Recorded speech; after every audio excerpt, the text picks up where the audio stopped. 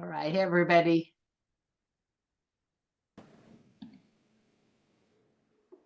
What's new? Anything fun in your lives?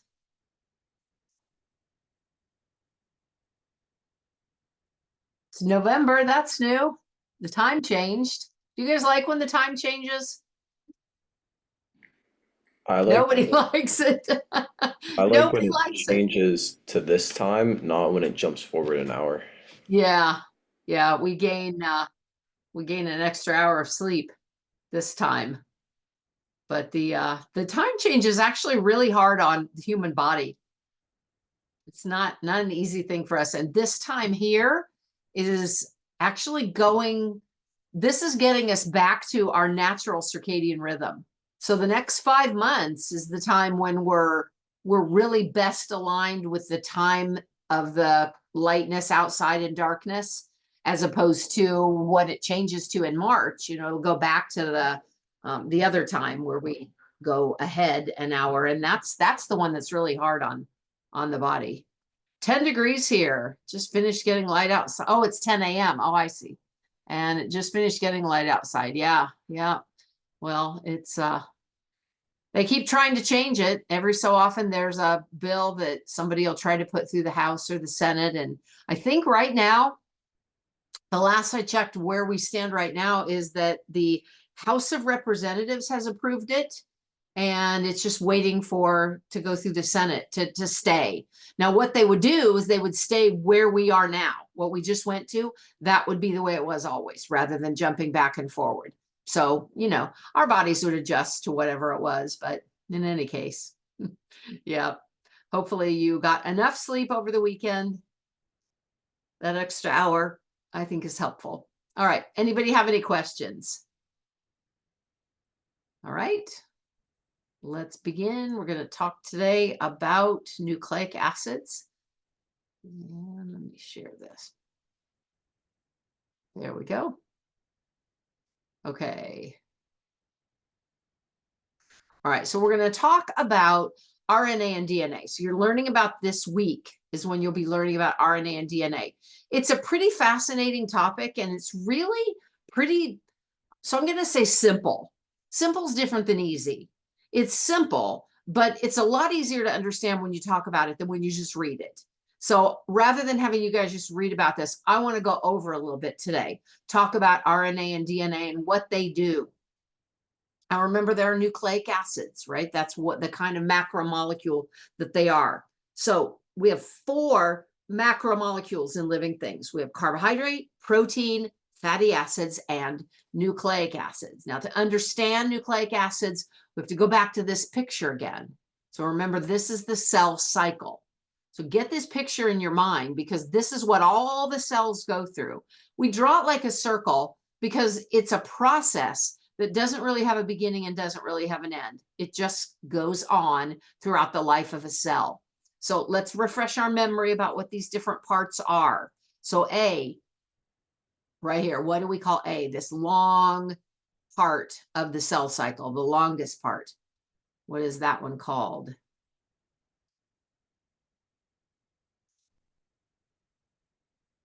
Nobody remembers? Yeah, good. Interphase. You're right. A is interphase. What about B?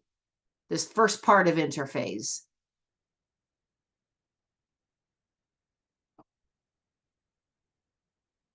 The first part of interphase is the G1, or the growth phase. G stands for growth. So it is the very first growth phase. That's okay. I would always rather you guys would try than not try. Even if you don't answer correctly, it shows me that you're thinking. So I love it when you try. All right.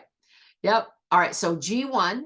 And then we have this phase right here, that this is where DNA is made.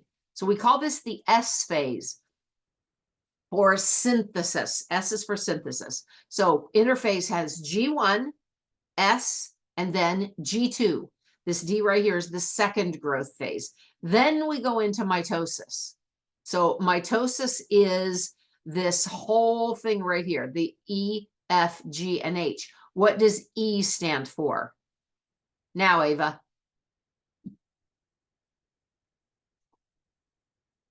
Yep, now it's prophase. You got it. E is prophase. Remember, there's 4 parts to mitosis.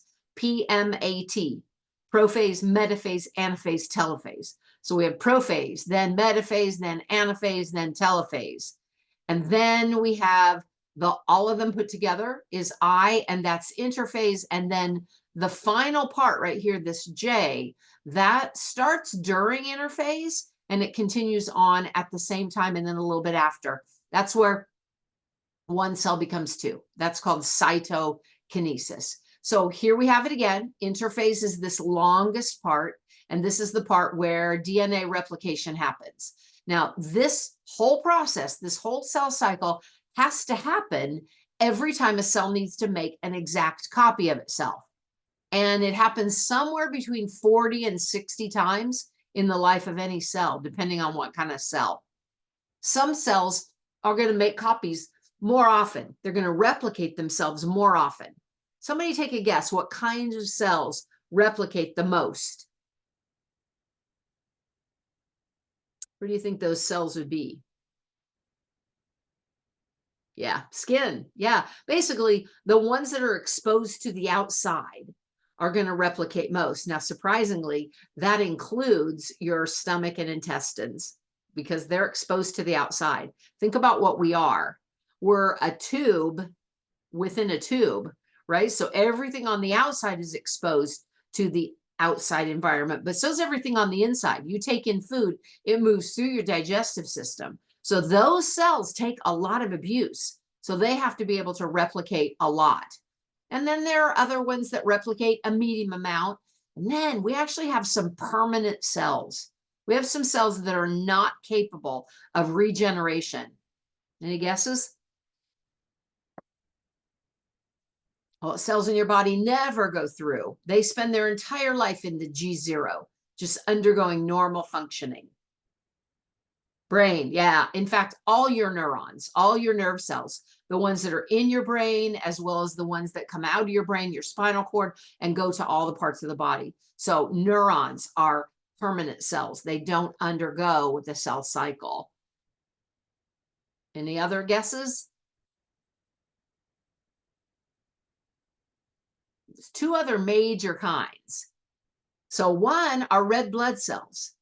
So red blood cells don't go through the cell cycle because shortly after they're made, they eject their nucleus. So they couldn't go through the cell cycle if they wanted to. They don't have any DNA in them. Their nucleus has been kicked out.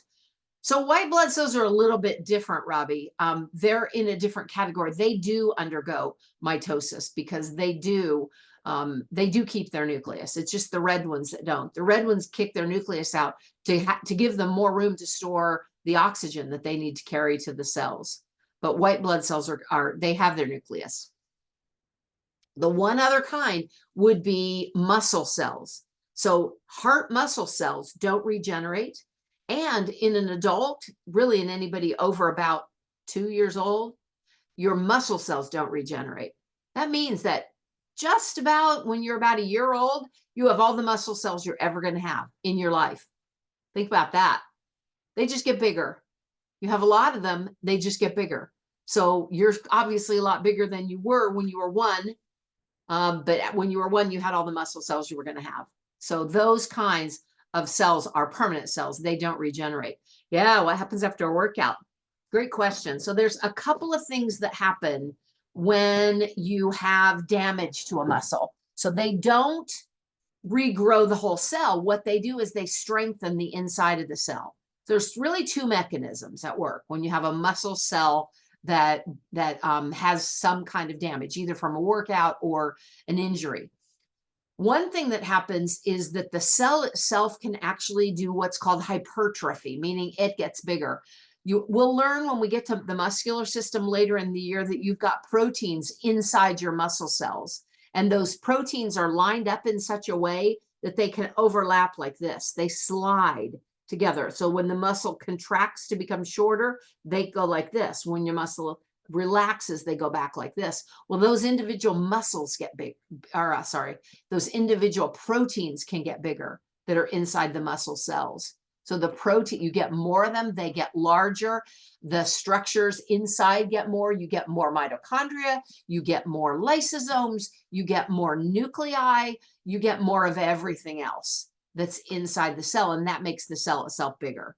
You also have on the surface of your muscle cells another kind of cell that's called a satellite cell. So this is not a muscle cell, but it's a kind of a cell that lives on the outside. And those satellite cells can go through cell cycle. They can replicate, and they do things to a cell to heal it. They work in the healing process. So yeah, it's an excellent question. So yes, during a workout, you do damage to cells, but it doesn't destroy, well, hopefully it doesn't destroy if it destroys the cell dies. Other cells, though, can sometimes fuse with damaged cells, and then the whole thing itself gets bigger. My shoulders are doing that right now. I went skiing. Yeah. You got a lot of repair happens after you work out. All right, great question. All right, so today we're going to focus on the nucleic acids. These are large biomolecules, and they're essential to all known forms of life. Every life form that we have on planet Earth has some kind of DNA in it, some kind of RNA, some nucleic acid in it, even tiniest bacteria. Remember, they are prokaryotes. They have DNA. It's not inside the nucleus, though. It's just loose in the cell, in the nucleoid. So here are these two different kinds of cells that we have. We have the ones that do have a nucleus. Those are eukaryotic cells. You are a eukaryotic cell. Then we have the ones like bacteria that are prokaryotic. But you can see the DNA here. It's just not inside a nucleus. All right, so if we took this eukaryotic cell, there's the nucleus, we took the DNA out of the nucleus of that eukaryotic cell, and we unwound it, it would look like this. So we've got this DNA that's inside the nucleus of every eukaryotic cell. DNA has one major job. You guys remember what that is? What is the one major job that DNA has?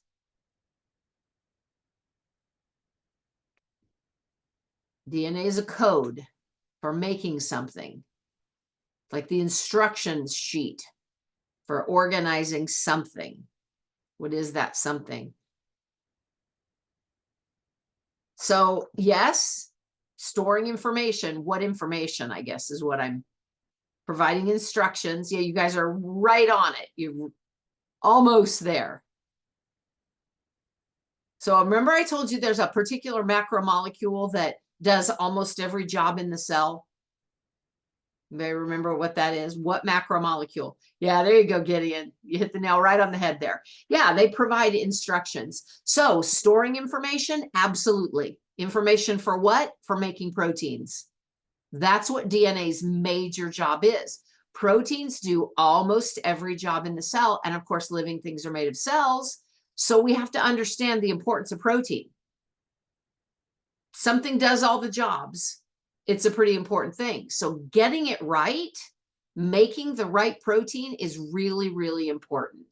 So in order to understand how proteins are made, we have to start by looking at DNA, because there's two times that we need to get a copy of the DNA. We've learned about the first one. That's the cell cycle. That's number one. The second time is when you have to make a protein. So we're going to go into a little bit more detail about what the cell cycle is. One thing we've learned is that right here in this S phase, DNA has the ability to replicate itself. It can make a copy of itself right here in the S phase of the cell cycle. We keep saying DNA. What's that stand for? Anybody? Deoxyribonucleic acid. Excellent, Ava. Deoxyribonucleic acid.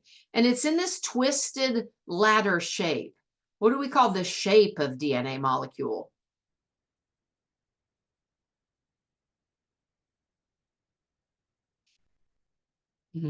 Yeah, Robbie, good. That's called a double helix. So if I take a piece of this DNA, this double helix right here, and I flatten it out and lay it on a table, this is about what it looks like right here. If I look at it at the molecular level, These are what all the atoms and molecules are in this DNA. Now, this side right here, the light blue and all the colors that are on this side is called a strand. This side right here and all the colors that are attached to it is the other strand. So each half of that DNA ladder is called a strand. And each strand is made up of a sugar phosphate backbone. That's the light blue right here, this blue part, and the O's that stick out there. Sugar phosphate backbone. And then these rungs of the ladder here are the nitrogenous bases. You can think of these nitrogenous bases as puzzle pieces that fit really nicely together. Now, the sugar phosphate backbone is the same all the way down, all the way from the beginning to the end in every life form on Earth. We all have exactly the same sugar phosphate backbone. It's only these nucleotides in the middle, the colored parts, that are different from one another. So right here, you can see you have one sugar phosphate backbone and one nucleotide that is attached to it. And it is bonded to another nucleotide and then another sugar phosphate backbone. It's going to be the same all the way down. Now, this picture is going to show us the structure of a DNA molecule. So I'm going to turn this around and show you guys how. There's the chromosome. If we untwist it, you can see the DNA is wrapped around those protein histones. And then if we unwind it even farther, we can see the sugar phosphate backbone. That's the blue. And we can see the rungs of the ladder. Those are the bases. They're nucleotide bases. We can just call them bases for our purpose. That's how it is all put together. So nucleotide, right here, this whole thing, the base, the sugar, and the phosphate is called a nucleotide. Those are the basic structural units of the nucleic acids. So nucleotides that are found in DNA have three parts to them. They've got the phosphate group, they've got the sugar, and they've got the nitrogenous base. Here you can see it in a molecular form. This is just a little drawing. This shows the molecules itself. Now, the sugar that is in DNA is called deoxyribose. That's where the D comes from, deoxyribonucleic acid. So the D stands for deoxyribose. Whenever something ends in OSC, that's a sugar. All right, now you can take a look here and see that the whole thing kind of looks a little bit familiar. Remember when we talked about ATP? We learned that ATP had one of these bases, it had a sugar, and it had three phosphate groups. And we learned that right here in this bond right here, that's where all the energy comes for giving you the energy that you need. An ATP molecule, you break off this last phosphate. So very similar structure here. There's just only one phosphate group instead of three. And there's only adenine in an ATP molecule, where we'll learn there are four different possibilities for this base in a DNA molecule. All right, so basically you can think of these nucleic acids, all of them, ATP, DNA, RNA, they're storage molecules in a cell. ATP, what's it store? What's being stored by an ATP molecule?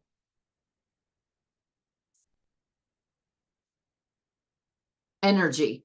It gets the energy out of glucose and puts it into an ATP molecule, but it is energy that it's storing. All right, so if energy is being stored in an ATP molecule, what's being stored in RNA and DNA? We already said it. Somebody said it a bit ago. Information, genetic information is what is stored in a DNA or an RNA molecule. All right, so back to this picture now. Take a look at how the rungs of the ladder right here, the sides of the ladder are exactly the same. The rungs of the ladder are the only thing that's different. There are only four possible rungs in this ladder. There's only four possible things it can be made of. There is right here, adenine, that's the red, thymine, that's the T, guanine, that's the G, and then cytosine is the C. Those are the only four, right? So there are four different colors, there are four different letters. Those four bases give us all the variety of life that we have on Earth. It's like having only four letters of the alphabet and making, billions of books. that are all different from one another using only those 4 letters. So that's what we do with DNA. It's just the order, the number of those rungs of the ladder and the order that they come in that makes you different than a jellyfish, right? You have the same 4 bases, you just have them in a different order and you have a different number of them. So right here, you can see the bases: A for adenine, T for thymine, C for cytosine, G for guanine. And notice here how the adenine and the thymine only have 2 of these dotted lines in between them, where the cytosine and guanine only have 3. That becomes really important because that allows adenine to only bond with thymine. It can't bond with one of these because they have 3 places that they need to bond. And it can't bond, thymine can't bond with these either. So they have to bond with one another. Now, this is what the molecules themselves look like. Adenine and guanine, you can see they each have 2 of those ring structures, where thymine and cytosine have 1 of those ring structures, and that allows them to bond the way that they do. So here's a nucleotide right here in this red square. So you can see here that we have a G. What does that G stand for in this nucleotide? Somebody tell me what the G stands for. Yep, guanine. We're going to look here. It's this blue G. G stands for guanine. Now notice how the sugar molecule and the phosphate molecule in each create the backbone. The bases point to the inside of a DNA molecule. So the outside is the side of the ladder. That's the sugar phosphate. The bases point to the inside. So the colors basically match up. A is always going to bond to T. Adenine is always going to bond to thymine. Cytosine is always going to bond to guanine. So they can't bond correctly with anything else. The molecules just don't fit together the way that they should. So the way that I remember this is that I remember that the letter A and T, you put those together, they make a word, at. They're the only one that does. C and G is not a word. A and G is not a word. A and C is not a word. Only at is a word. So if you can remember A and T bond, then all that's left is C and G. They are the ones that bond with one another. Yeah, like puzzle pieces, Isabella, like chemical puzzle pieces. Exactly. So these dotted lines here in the middle, those represent hydrogen bonds. So do you guys know anything about hydrogen bonds? Anybody know why they're perfect for DNA? So hydrogen bonds are actually pretty weak. They're pretty easy to break. That becomes really important when we need to separate them in order to make a copy. And we have to break these bonds to open these 2 sides of that ladder up in order to make a copy of both sides of that ladder. So the sides, the backbone of the DNA molecule, this light blue right here, those are the sugar and phosphate groups. And then these bases pair with one another. Now, since they pair with one another only one way, if we know what's on this side, we can figure out what's on this side. We know this is an A. A only bonds with T. We know that's a G. G only bonds with C. T with A, C with G, A with T, T with A. You guys get the idea, all the rest of the way down. We would call this strand right here complementary to this one. They're not identical to one another. They're complementary to one another. So if this strand of DNA has a complementary strand, let's see what it is. What's going to go right here? You don't have to type out the word, just tell me the letter. What one? Yep, it's going to be a G. And then next, what do we have? A. A, and then another A, and then what? Cytosine, and then what? Adenine, and then keep going. Thymine, guanine, thymine, thymine, adenine. Excellent, excellent. All right, now that we know how a DNA molecule is put together, we can take a look at how it comes apart in order to make another copy of itself. In a nutshell, what DNA does in the S phase of that cell cycle is it makes two molecules from one. Now, each of these new molecules is going to have part of the old one and some that are new. So it's kind of like if you unzipped a zipper and then you added new teeth to the zipper on each side. At the end, you'd have two zippers, but each zipper would have one part of the old zipper and then one part that was new. They had the new teeth that you had snapped in there. DNA makes a new copy of itself in much the same way. There's 3 steps in that S phase of the cell cycle to make DNA. First, it has to be unwound. Then it has to have these base pairs put in the right order, the C to the G, the A to the T in the right order. And then it has to be snapped in. We call that joining, that snapped in part. Now, let's look at each one individually. During unwinding, I'm going to go back here. It's a little clearer in this picture. So here it is in the double helix, the twisted ladder. Something has to come along and unwind all that. Have you guys ever tried to unwind a ball of yarn or string, and you know how it gets all knotted up? Well, the role of this molecule called topoisomerase is to keep that from happening. So the topoisomerase would be in here unwinding or untwisting that. So yeah, anybody who works with yarn, you know, that's the bane of your existence, is that twisting of the yarn. It's kind of a nightmare, but we don't have any topoisomerase to untwist our yarn, but DNA does. So you've got then this helicase. See this kind of purple blue triangular picture right there? That breaks those hydrogen bonds. This is ASE is an enzyme.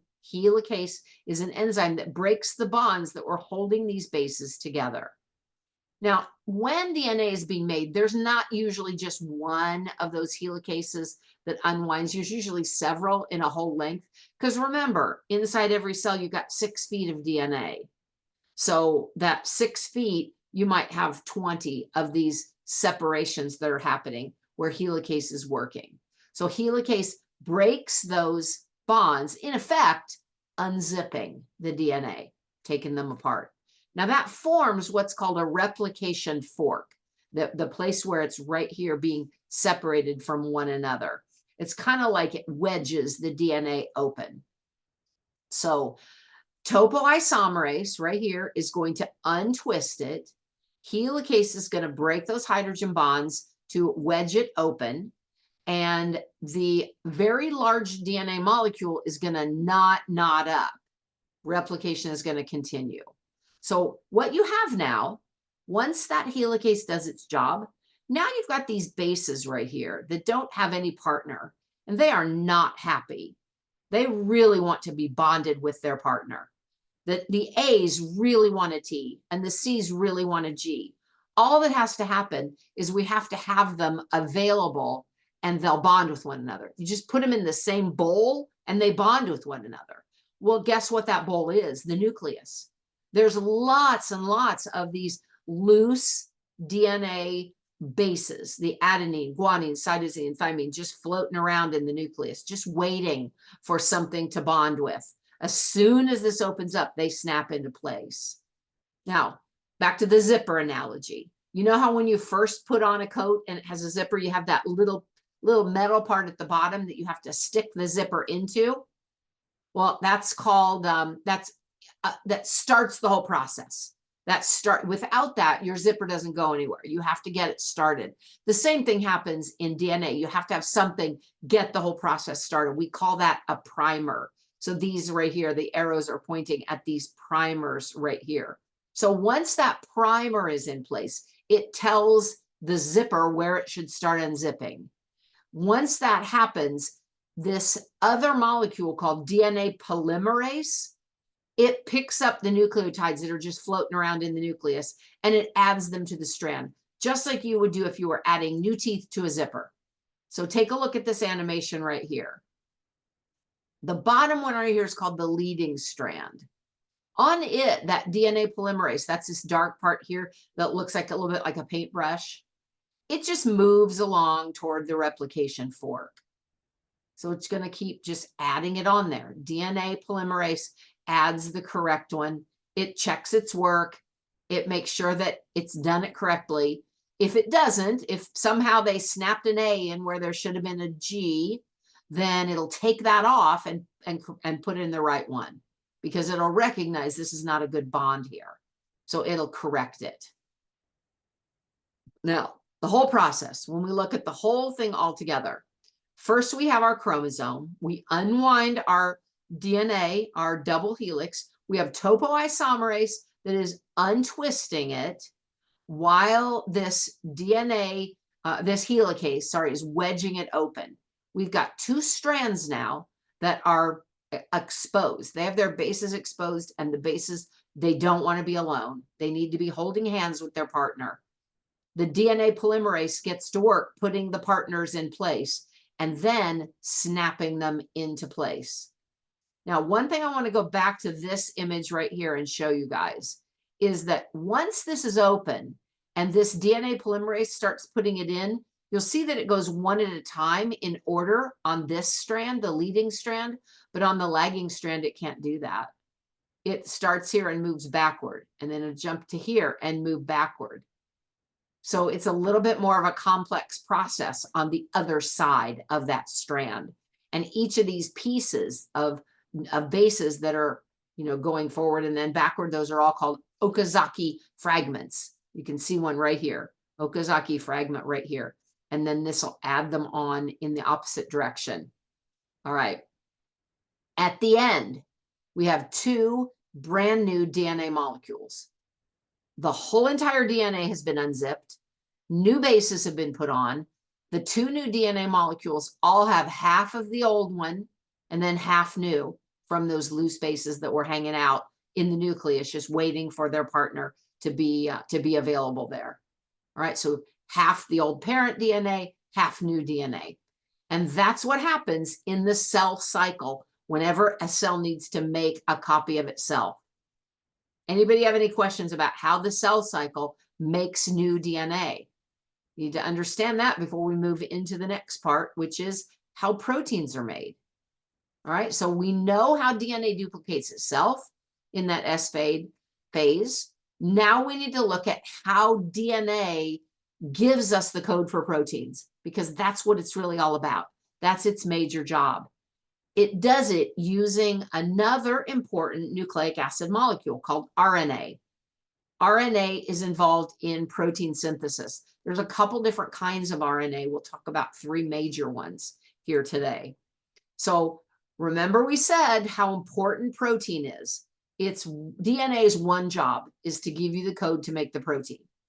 This job is so important that DNA is protected like in a fortress inside the cell. It's kept locked up in the nucleus and it never leaves the nucleus. The only time it's not in the nucleus of the cell is when that nuclear membrane breaks down, and during the phases of mitosis, it duplicates, it separates them, and then quickly forms that fortress around them again. That new nuclear membrane starts forming before that cell pinches off in cytokinesis. So think about it this way. If I gave you a document that was critical for your life depends on you owning this document, but you somehow had to get that document to the other side of the city, you probably wouldn't take the document itself. You'd probably make a copy. You'd keep your critical document locked up in a safe in your house, and you'd take a copy of it across town. All right, DNA does the same thing. It doesn't come out of the nucleus itself. There's too much danger. So it makes a copy of itself. The name of that copy is messenger RNA. So RNA has several different jobs. They are all related to making protein though. So we've got to now move to talking about what RNA is. How is it different than DNA? So tell me what you see right there. We've got DNA on the left side here. We've got RNA on the left side, on the right side here. What do you guys see that's different between those two? The two molecules. No thymine, you're right. There's no thymine in RNA. What is there instead of thymine? Uracil. Yep, there is uracil. RNA does not have the double helix. Yep, it has what we call a single helix. There's only one side of the ladder. One other major thing that you can see in that picture. Take a look at the color of the backbone. See how that's a little different? That tells us that the backbone is going to be different between the DNA and the RNA molecules. All right, so when we have uracil, so the way I remember that adenine bonds with thymine is that they make a word. Well, the same thing can be true with adenine and uracil if you consider aw a word. Aw, like you probably all say aw when something's real cute, right? A and U also make a word. So that's how you can remember that adenine bonds with uracil, kind of. All right, so look at the color difference here. The color difference shows us that the backbone is different. And the way the backbone is different is the sugar molecule in each. So take a look at the sugar molecule that's in DNA, deoxyribose. Now look at the sugar molecule in RNA, ribose. That's what the R stands for. You can kind of see why it's called deoxy, right? Look at the letters in red.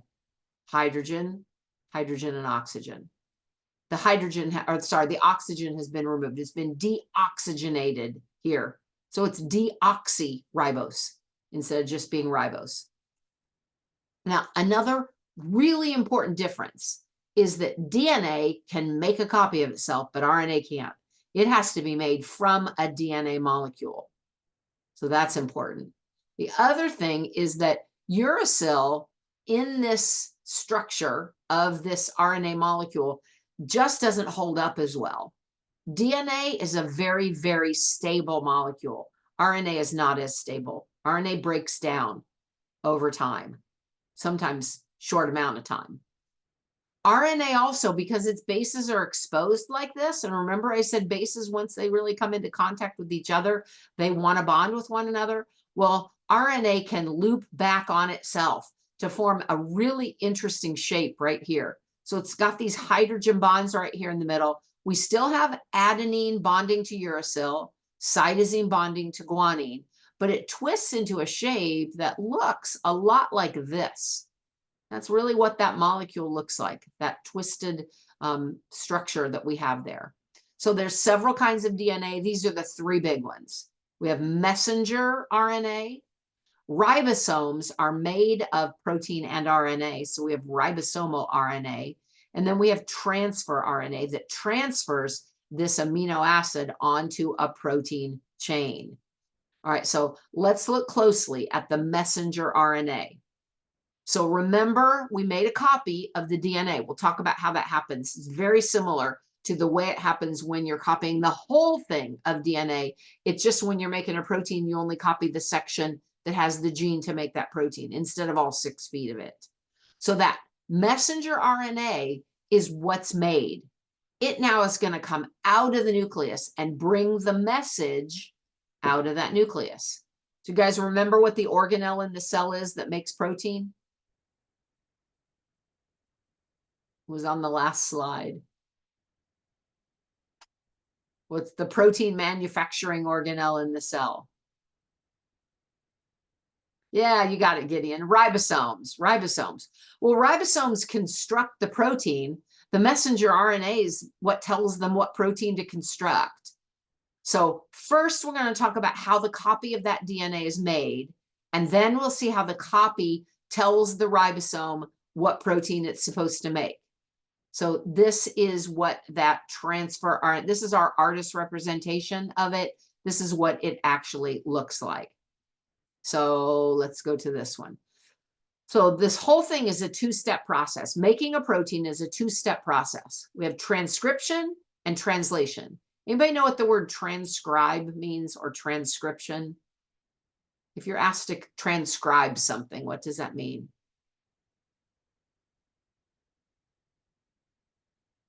It's called making a copy. Yeah, translate comes next. Yeah, Robbie, to rewrite exactly. Yeah. When you transcribe something, you make a copy of it. You make some kind of an exact representation of it. Now, in genetics, what we mean by transcription is the copying of the genetic information in DNA onto that messenger RNA. So during transcription, we have this start with the DNA right here, and we end up with a single helix RNA molecule. Now that's going to be complementary. Remember I said you have two strands and they're complementary to one another. You're going to get a complementary strand of the messenger RNA. All right, so we transcribe or we make a copy of something, and then we translate something. So at the end of this transcription, we have a copy that's called messenger RNA. Now, in the first step, you can see it's kind of gray there. Translation is the second step. First step is called transcription. This is the first step in making a protein, and it happens in the nucleus. That transcription where you make the copy. So I have a video here to show you what this looks like. Here is a cell, the basic unit of all living tissue. In most human cells, there is a structure called the nucleus. The nucleus contains the genome. In humans, the genome is split between 23 pairs of chromosomes. Each chromosome contains a long strand of DNA, tightly packaged around proteins called histones. Within the DNA are sections called genes. These genes contain the instructions for making proteins. When a gene is switched on, an enzyme called RNA polymerase attaches to the start of the gene. It moves along the DNA, making a strand of messenger RNA out of free bases in the nucleus. The DNA code determines the order in which the free bases are added to the messenger RNA. This process is called transcription.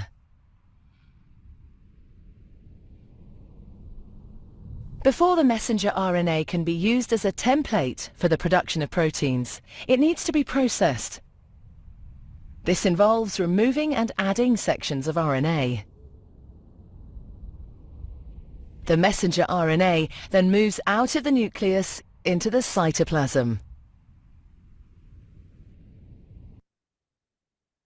All right, so this right here is complementary to the side that it was made from. So if what you need, if you've got your DNA, your double helix ladder right here opened, if what you need is this one, you're going to use this one to make a copy, right? Does that make sense? Because you want this one. So you're going to use this one to make your complementary messenger RNA. All right, that's transcription. Make a copy. Same process that we use to copy the whole DNA in the S phase of the cell cycle. We're just using a part of the DNA, just the part that is the gene that codes for the protein that we want. Then the next step is translation. So to translate something means to put it into another language. In biology, in genetics, we translate the language of messenger RNA into a protein. Now, translation, that's what happens at the ribosome. So remember, there's ribosomes on the rough endoplasmic reticulum. There's also ribosomes all over in the cytoplasm. As soon as that messenger RNA comes out of the nucleus, it finds a ribosome, and the ribosome starts reading the code. The entire process is called gene expression. So right here, you start with your messenger RNA. At the end, through gene expression, you have a protein that is being made. After transcription, the messenger RNA goes to the ribosome, where protein is synthesized in translation, which is the second step. This happens at a ribosome. So remember what a ribosome looks like. The ribosomes are the protein manufacturing centers of the cell. Right here, ribosomes all have two parts to them, and those two parts go on top of and underneath that messenger RNA, and they translate it. They figure out, what do these three mean? What letter do these three correspond to? What amino acid do these three correspond to? You can see that here. So you've got your large subunit and your small subunit, and they're together. They're in the cytoplasm, or they're on the rough endoplasmic reticulum, and they see this messenger RNA float by in the cytoplasm. they reach out and they grab a hold of it. Now, these ribosomes, they're made of protein and ribosomal RNA. So the ribosomal RNA that's inside the blue circle right there, it recognizes this messenger RNA, and it recognizes a transfer RNA, and it matches them together. So take a look at the parts. See the messenger RNA, and you got a codon right there. And then there's another codon and another codon. And then see how you've got right here, there's 3 sections right there. These 3 have to fit into something. So you can see how these 3 fit into these 3 codons. These 3 at the bottom of the transfer RNA are called anticodons. The anticodons fit with this codon. They don't fit with this one over here. They don't fit with this one over here. They only fit with this one. And they carry a particular amino acid.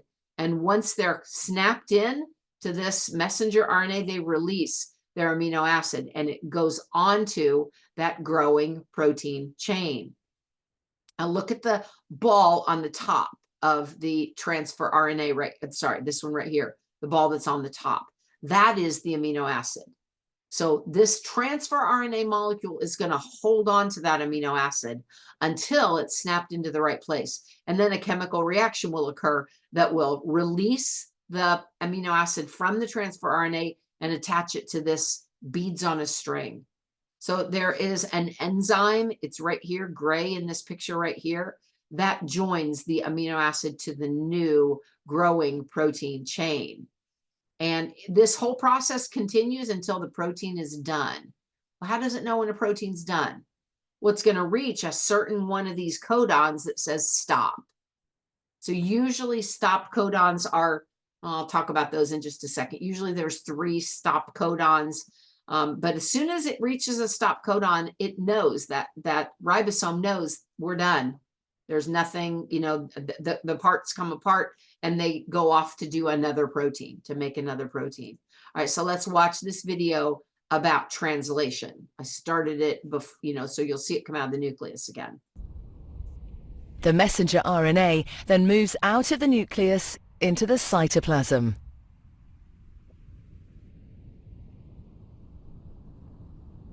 Protein factories in the cytoplasm, called ribosomes, bind to the messenger RNA. The ribosome reads the code in the messenger RNA to produce a chain made up of amino acids. There are 20 different types of amino acid. Transfer RNA molecules carry the amino acids to the ribosome. The messenger RNA is read 3 bases at a time. As each triplet is read, a transfer RNA delivers the corresponding amino acid. This is added to a growing chain of amino acids. Once the last amino acid has been added, the chain folds into a complex 3D shape to form the protein.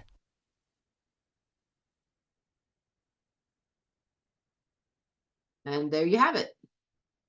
So once again, going back to the idea of our alphabet only having 4 letters, imagine that each word could only have 3 letters.